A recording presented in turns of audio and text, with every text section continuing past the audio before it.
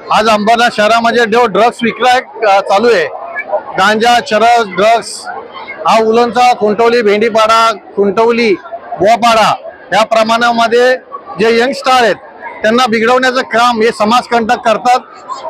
त्या दृष्टिकोनातून शिवसेना, युवासेना आणि महिला आघाडी, आमचे शिवसेना शहर प्रमुख अरविंद वाळेकर, जिल्हा प्रमुख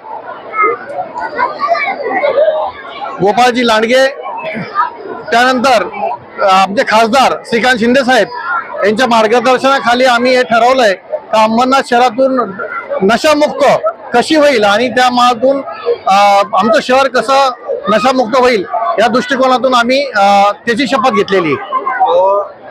राज्यात खूप काही जिल्ह्यांमध्ये पूर परिस्थिती आलेली आहे, तुम्ही मदतीची घोषणा केलेली, काय नेमकी मदत होणार आहे आणि कधी होणार आहे? आम्ही ही मदत शिवसेना शहर शाखा अरविंद वाळेकर व जिल्हा आमचे खासदार श्रीकांत शिंदे आणि आमचे लोकनेते एकनाथ शिंदे साहेब यांच्या मार्गदर्शनाखाली शिवसेना शहर शाखेतून लवकरच पूरग्रस्तांसाठी मदत पाठवणार आहोत।